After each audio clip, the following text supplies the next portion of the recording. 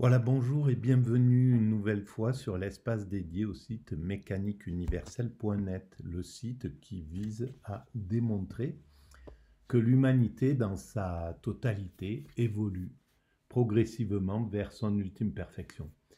Le phénomène humain, dans sa globalité, dans sa totalité, travaille sans le savoir et depuis sa création, depuis que nous nous sommes séparés des primates naturels pour devenir l'humanité culturelle que nous connaissons, eh bien depuis cette époque, tout être humain travaille à conduire l'humanité vers cet état d'ultime perfection.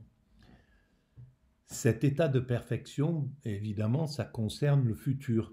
Il faudra encore quelques siècles d'évolution, mais on a fait la plus grande partie du travail jusqu'à présent. Alors il faudra peut-être encore 3, 4, 5, 10 siècles, mais peu importe, l'humanité, elle a le temps. Et nous sommes à l'orée de la prise de conscience de ce que nous réalisons de façon inconsciente depuis toujours. Les grandes spiritualités l'ont entrevu, mais elles l'ont expliqué de façon métaphorique, on va dire. C'est l'idée de l'apocalypse, c'est l'idée du système circulaire, le monde qui passe par l'âge de fer jusqu'à l'âge d'or, voilà, jusqu'à une sorte de perfection, puis qui revient. Donc tout ça, métaphoriquement, les grands intuitifs l'ont compris. Après, il y a eu des parties de la philosophie qui s'y est intéressée également. Au XIXe siècle, les philosophes, même Hegel par exemple, et puis les, euh, les Saint-Simon, les Marx, etc., pensaient qu'il était possible, à travers le progrès, qu'il existait une progression possible. Mais c'est le cas également de tous les philosophes qui ont été des utopistes, Moore, qui ont imaginé des sociétés idéales. Donc il y a ce désir qui est là, à l'intérieur de la société. C'est également le désir des sociétés qui voulaient même des, euh,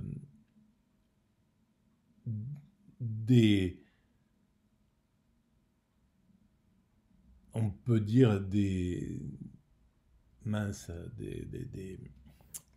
bon, des guerriers qui ont voulu unifier les pays, qui ont voulu maladroitement et violemment, évidemment, mais c'est certainement le cas des Gengis Khan, des Alexandre le Grand, voilà, de tous ceux qui ont construit des empires, Napoléon, etc., qui ont voulu euh, amener l'humanité à, à finir par être unique, par être universel.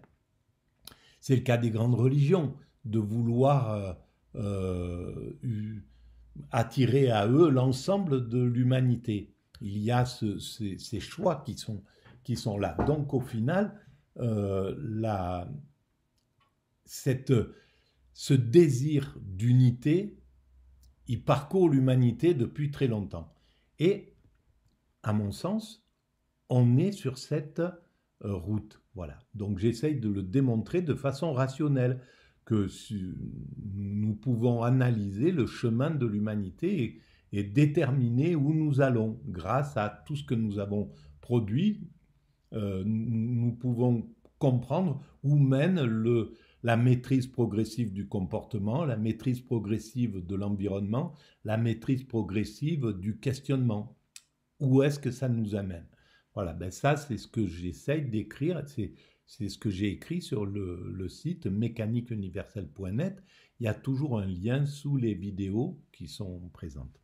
Voilà, alors là je travaille à partir de cet ouvrage que j'adore, Anthologie du soufisme, écrit par Eva de Vitré-Meyerovitch, et c'est sur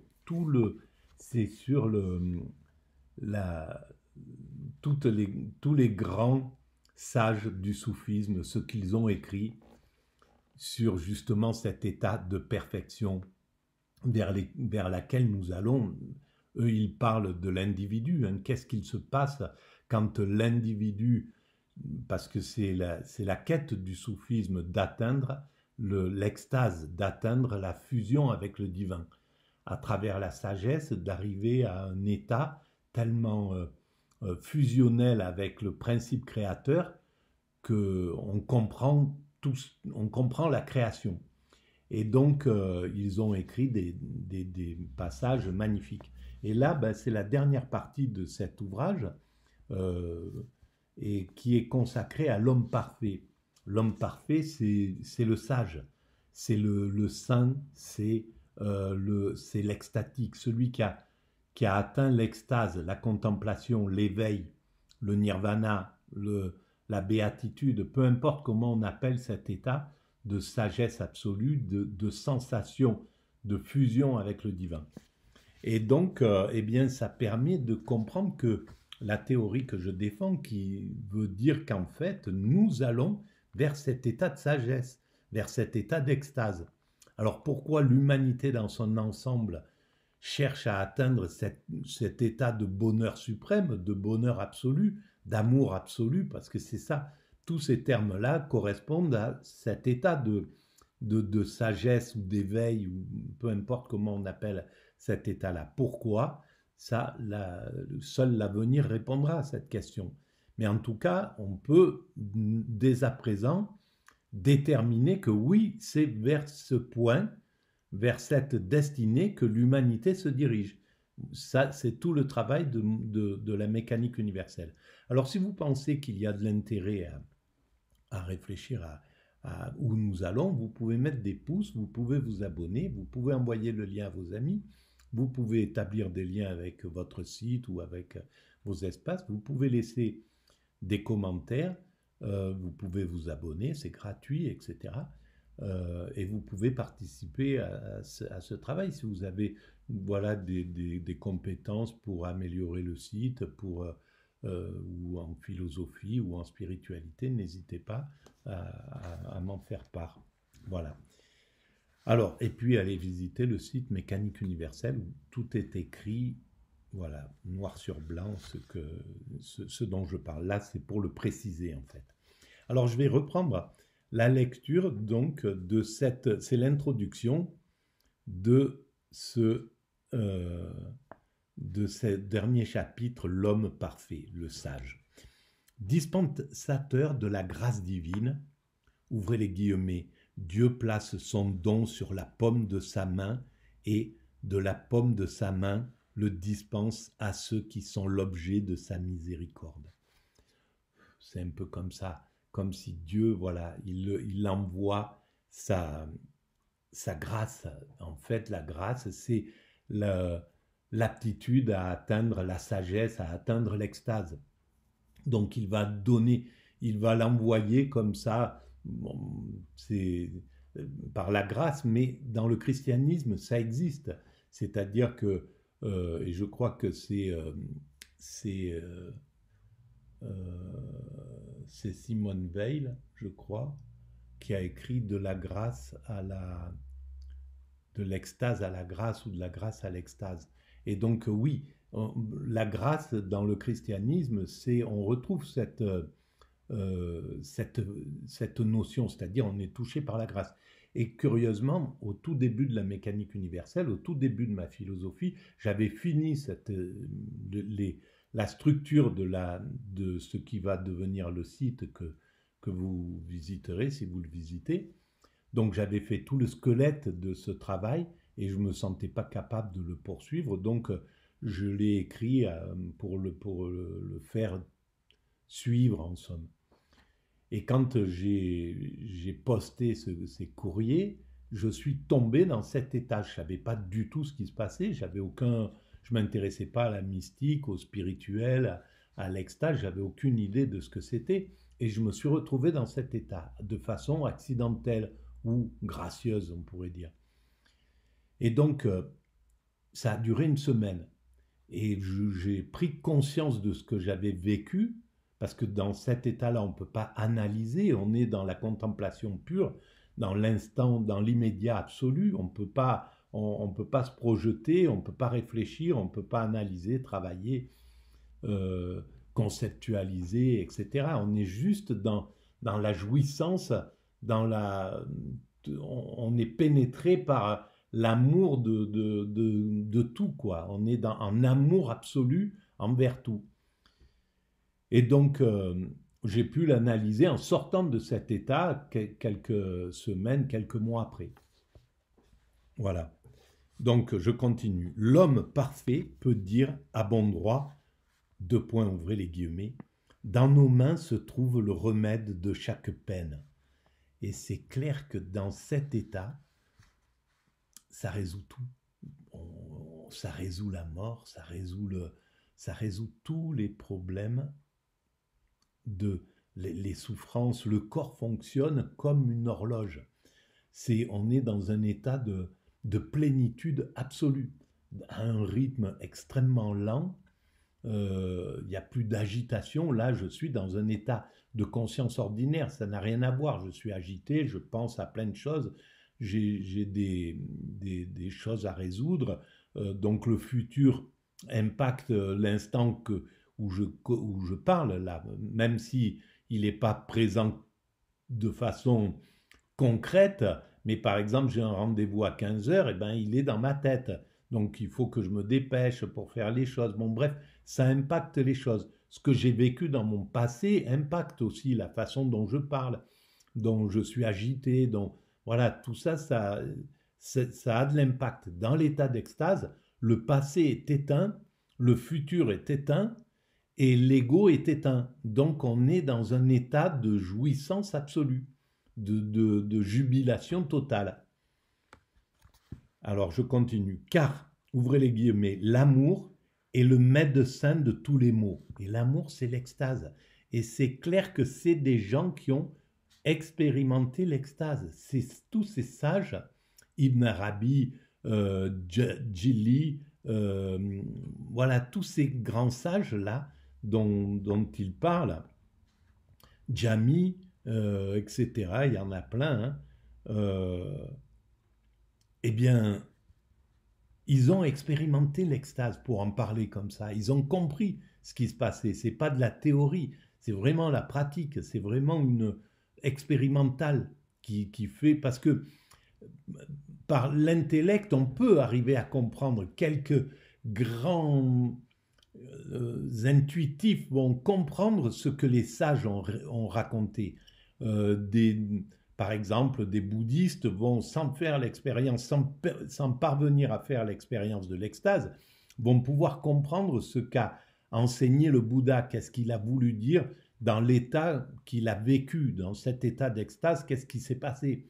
Et de nombreux moines ne parviennent pas à ça, mais comprennent ce qui est dit. Mais il faut baigner dans quelque chose. Globalement, pour une conscience ordinaire, il est très difficile de comprendre ce que veulent dire quand voilà, l'amour est le médecin de tous les maux. Si on n'a pas fait l'expérience extatique, on ne comprend pas ce que ça veut dire.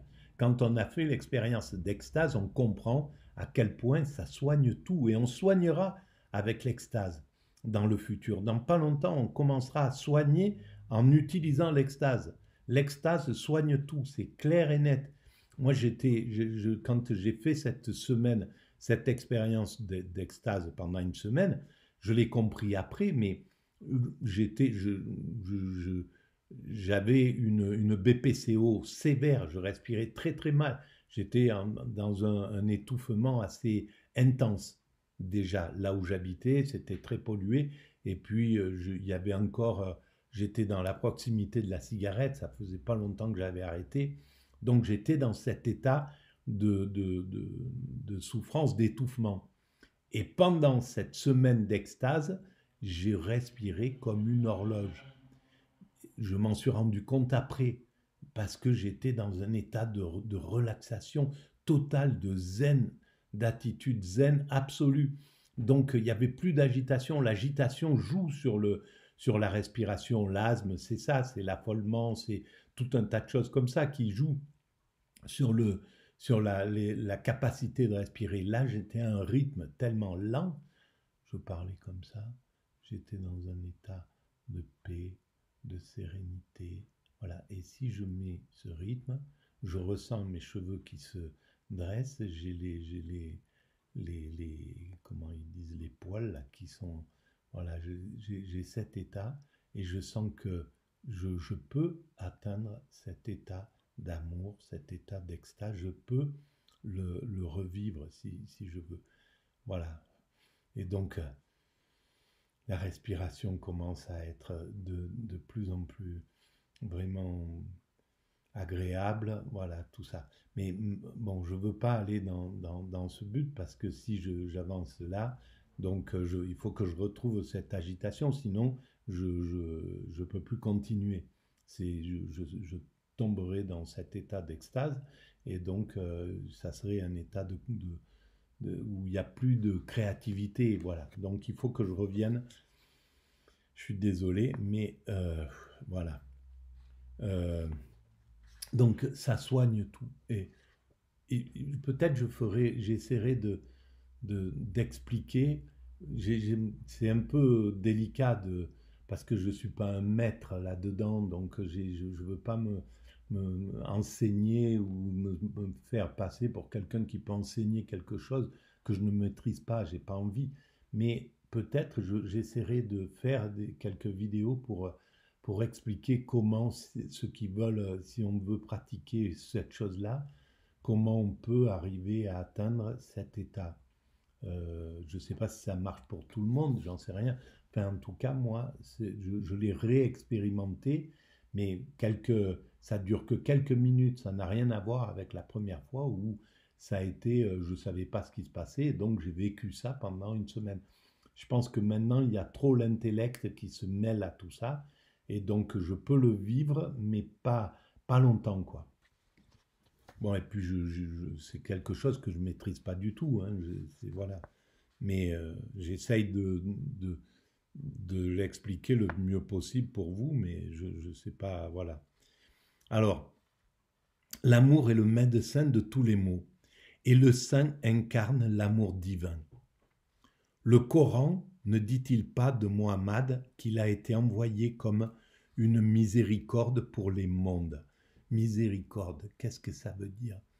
C'est le soin, en réalité, je pense, que le terme miséricorde, on va le voir, tiens, miséricorde,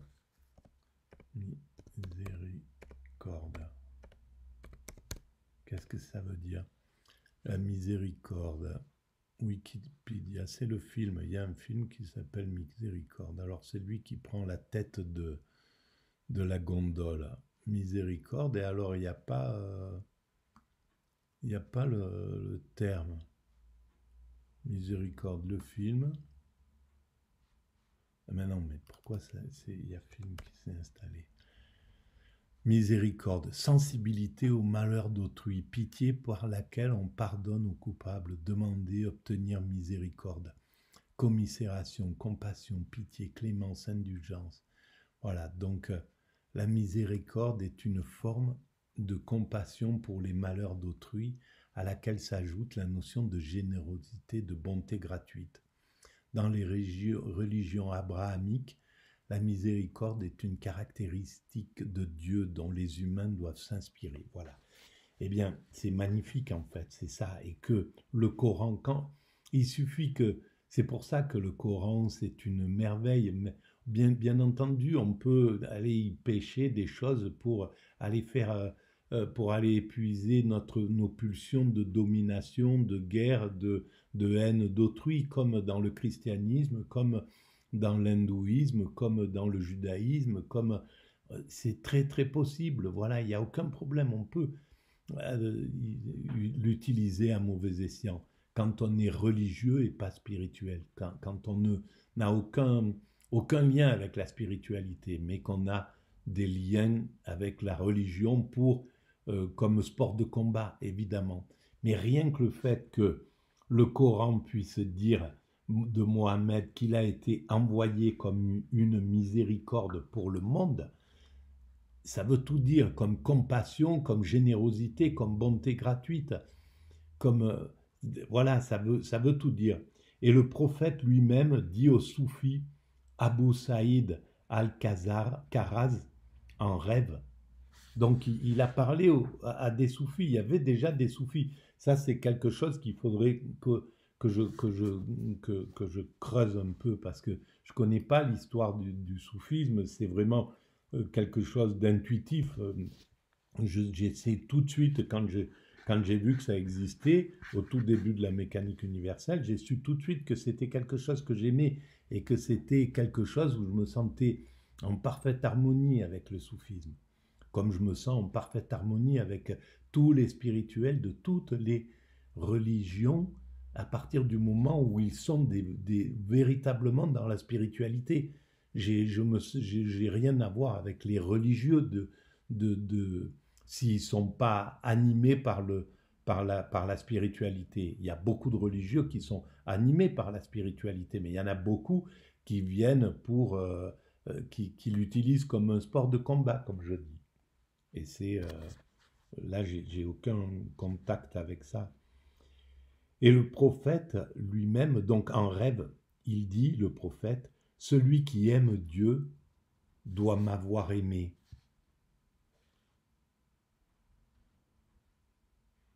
Il dit au soufi, donc Abu Saïd al-Kharaz, en rêve, celui qui aime Dieu doit m'avoir aimé. Car Dieu n'est pas visible. Ce sera donc par l'homme parfait que passera la voie pour aller à lui. Et l'âme l'implore. Deux points. Donc, ce qui veut dire qu'en fait, c'est, voilà, et je pense que c'est la même chose, c'est à travers le Christ, c'est à travers Moïse, c'est à travers Bouddha, c'est à travers Mohammed, qu'en fait, on va jeter notre amour. Donc, ils ont réussi à pouvoir incarner l'amour de Dieu et donc de pouvoir être le réceptacle de l'amour des croyants. Ils sont en fait simplement l'hologramme du divin, ces prophètes. Et voilà, on les aime, mais il faut bien comprendre que à travers eux, c'est la sagesse qu'on aime, et à travers eux, c'est Dieu qu'on aime. Derrière, c'est le divin qui est aimé. Alors, je continue. Tu es la porte de la cité de la connaissance, puisque tu es les rayons du soleil de la clémence. Tu es la porte de la cité de la connaissance. C'est ça qui est dit sur lui. Sois ouverte, ô porte, pour celui qui cherche la porte. Sois ouverte jusqu'à l'éternité, ô porte de la miséricorde.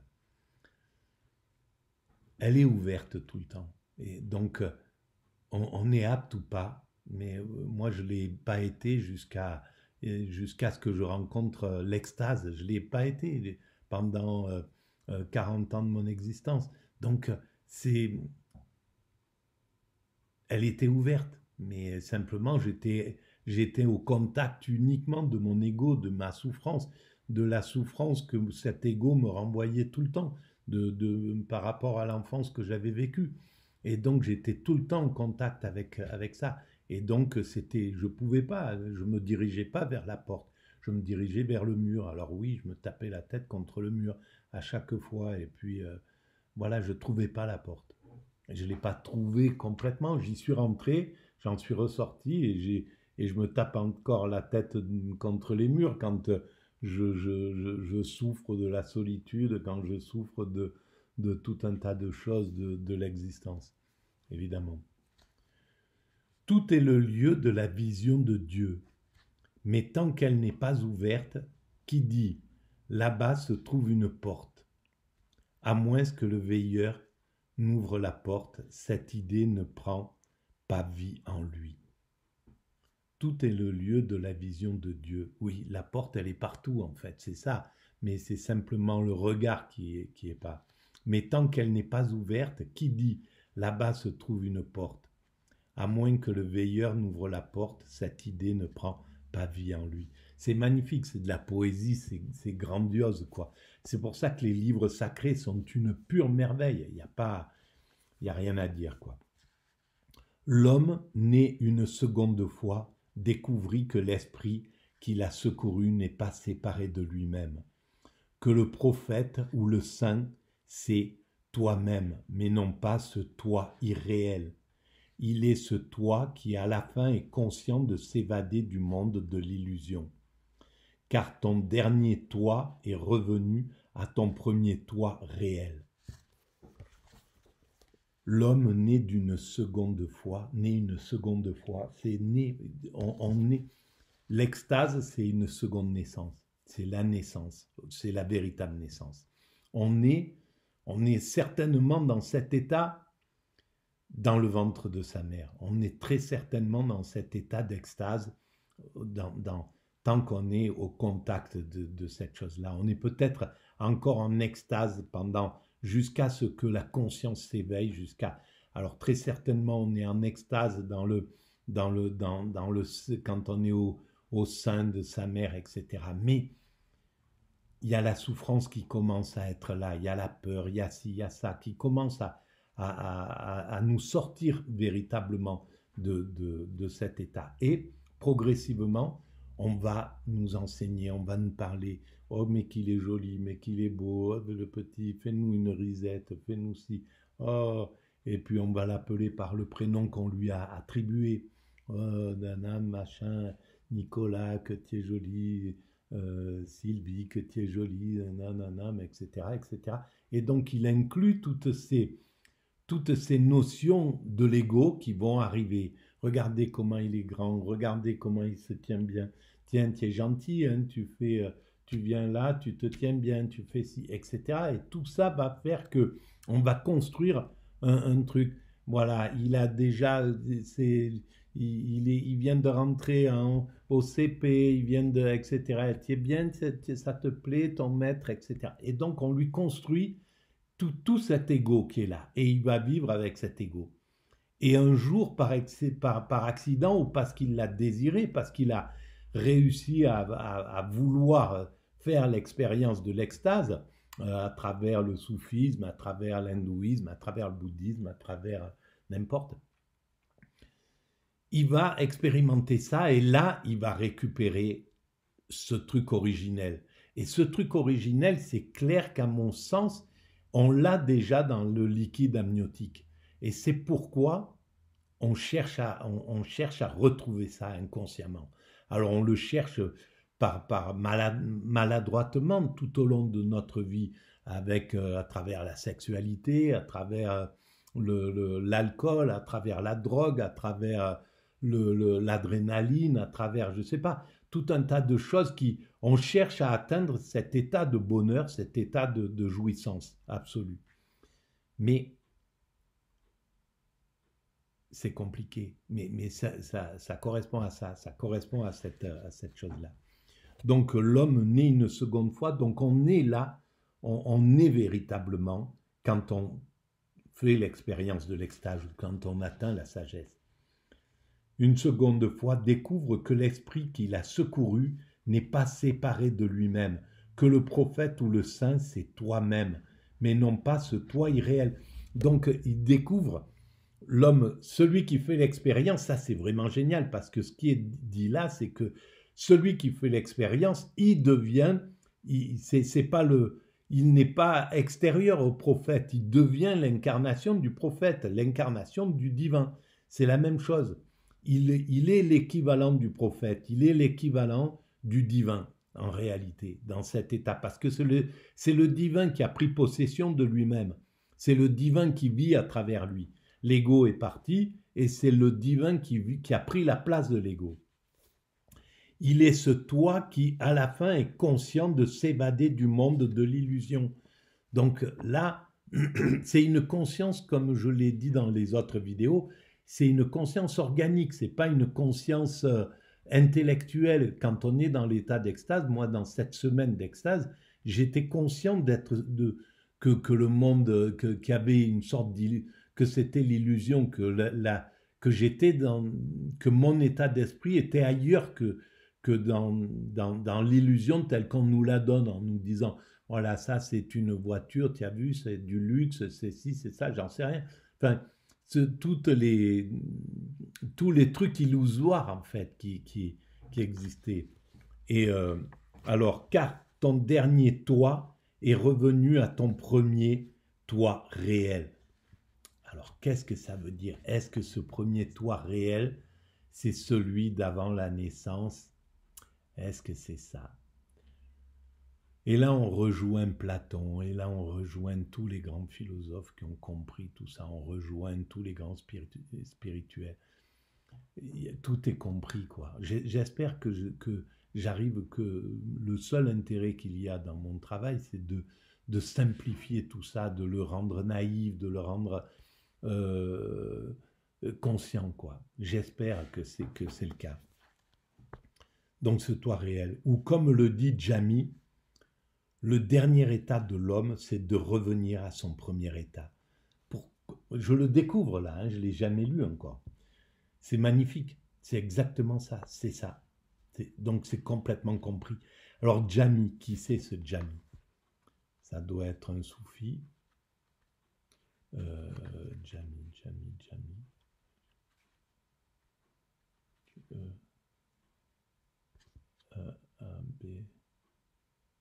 B, H.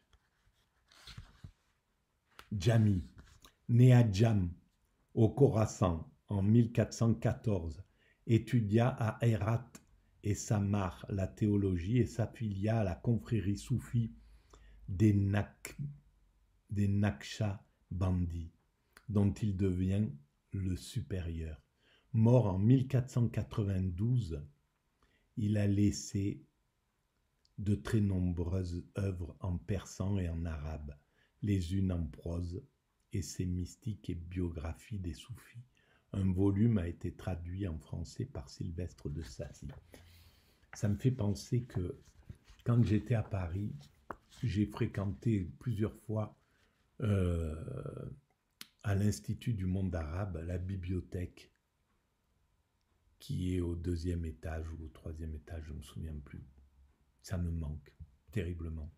En fait, Paris me manque, la bibliothèque, Beaubourg, voilà, je suis isolé de tout ça et malheureusement, ça me manque l'ambiance de la bibliothèque et du travail. Et il y a tous les livres, il y a tous ces grands sages sont là-bas. C'est une pure merveille, quoi. Et bon, je ne l'ai pas fréquenté souvent, hein, j'y suis allé peut-être une dizaine de fois, mais voilà. Ben, c'est pour vous dire que vous pouvez, si vous vous intéressez vraiment à ça, vous pouvez. Alors, beaucoup sont en langue arabe, mais il y en a beaucoup qui sont traduits en français et qu'on peut lire, et c'est époustouflant, quoi. Voilà.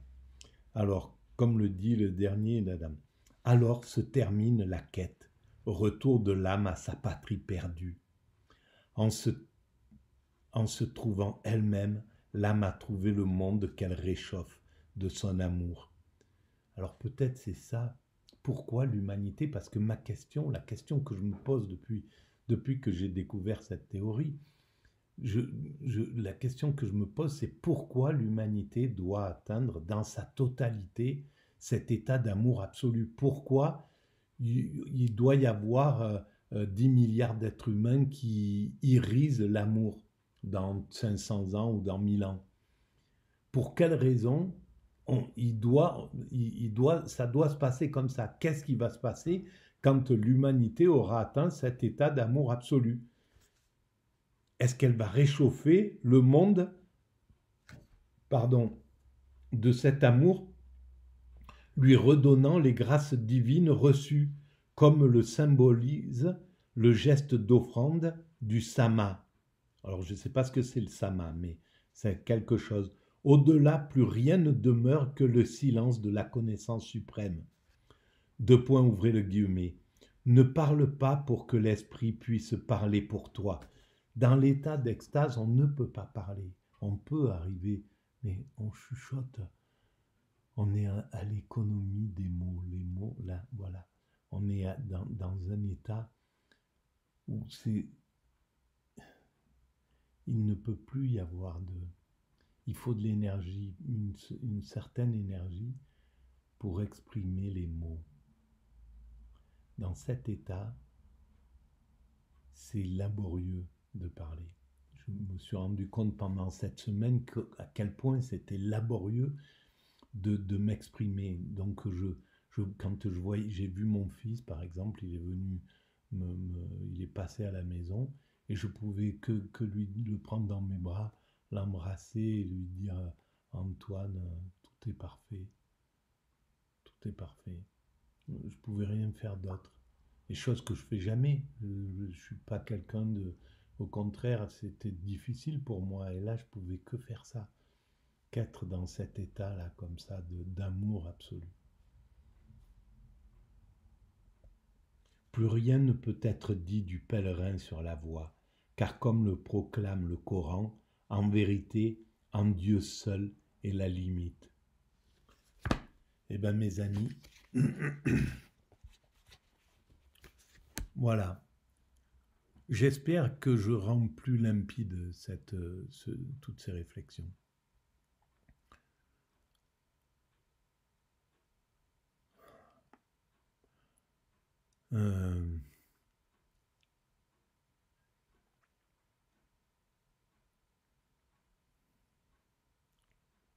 Pour quelle raison l'humanité dans son ensemble devrait aller vers cet état? Je pense que c'est parce que chaque individu a ce souhait intense. Et c'est pas pour rien qu'on se retrouve dans les pires souffrances, en position fétale. Qu'est-ce qu'on cherche dans cet état-là? Pourquoi on a ce besoin du sein maternel qui nous poursuit toute la vie pour l'être humain? Pour quelles raisons nous avons besoin de ce contact, de cette fusion, qui est la fusion de l'enfant dans le liquide amniotique? Quand il se forme ses os, il peut entendre, etc. Et donc il entend par vibration. C'est un peu comme si on était dans un tambour et qu'on entend voilà, tous ces sons-là. Pourquoi ils nous font vibrer? Pourquoi on est en quête de tout ça? Qu'est-ce qui se passe derrière cette chose? Eh bien, c'est l'avenir qui comprendra tout ça. La seule chose, c'est que à la lecture, on va continuer un petit peu, à la lecture de cette anthologie du soufisme, par exemple, ou de Saint-Augustin, qui a été le travail précédent, ça m'amène encore ça renforce cette conviction que nous allons vers cet état. C'est pas que techniquement, bien sûr, on le démontrera, mais il y a quelque chose de plus profond derrière tout ça, de vraiment profond dans cette quête de l'humanité. Et la réalité, elle est là, c'est ce vers quoi nous allons. L'illusion, la science le démontre tous les jours que le monde tel qu'il nous apparaît est une illusion.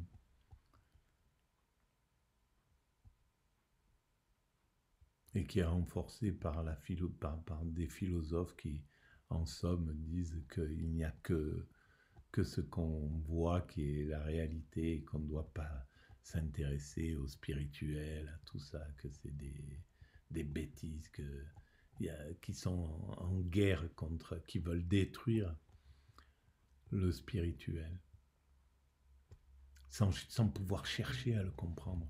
Ils le trouveront, parce que à la fin de leur vie, ils rencontreront obligatoirement cet état d'extase.